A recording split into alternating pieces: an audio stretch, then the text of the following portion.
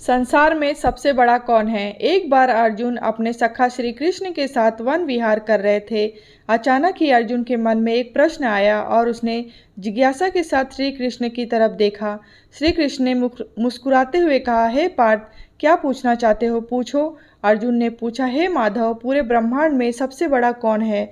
श्री कृष्ण ने कहा, हे पार्थ, सबसे बड़ी तो धरती ही दिखती है, पर इसे समुद्र ने घेर रखा है, मतलब यह बड़ी नहीं है। समुद्र को भी बड़ा नहीं कहा जा सकता, इसे अगस्त्य ऋषि ने पी लिया था, इसका मतलब अगस्त्य ऋषि बड़े हैं, पर वे भी आकाश के एक कोने में चमक रहे हैं, इसका मतलब आकाश बड़ा है, पर इस आकाश को भी मेरे वामन अवतार ने अपने एक पग में नाप लिया था, इसका मतलब सबसे बड़ा मैं ही हूँ। पर मैं भी बड़ा कैसे हो सकता हूँ, क्योंकि मैं अपने भक्तों के हृदय में वास करता हूँ, अर्थात सबसे बड़ा भक्त है। इस तरह भक्त के हृदय में भगवान बसते हैं, इसीलिए इस संसार में सबसे बड़ा भक्त है।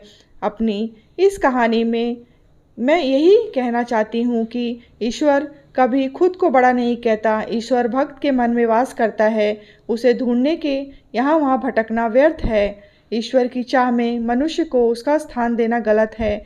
भगवा चौले के भीतर भगवान के दर्शन की इच्छा गलत है। ईश्वर सभी के भीतर हैं, अपने कर्मों को सद्मार्ग पर ले जाना ही ईश्वर की भक्ति है। उसकी चाह में खुद को धोखा देना ईश्वर को धोखा देने बराबर है।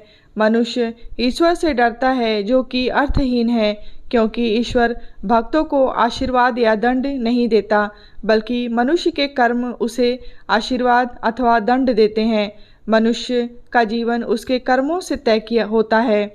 ईश्वर मनुष्य का मार्ग नहीं बनाता, मनुष्य को अच्छे बुरे का विचार खुद करना होता है, और अगर प्रत्येक मनुष्य परहित का विचार करे तो वह कभी गलत नहीं होता।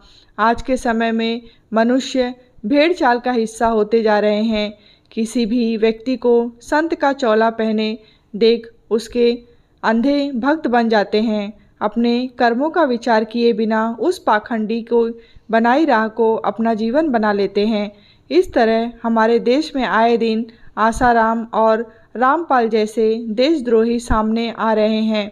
इस तरह के सच के सामने आने से कई लाखों लोगों का जीवन आधारहीन हो जाता है और अंधविश्वास उनके जीवन पर छा जाता है।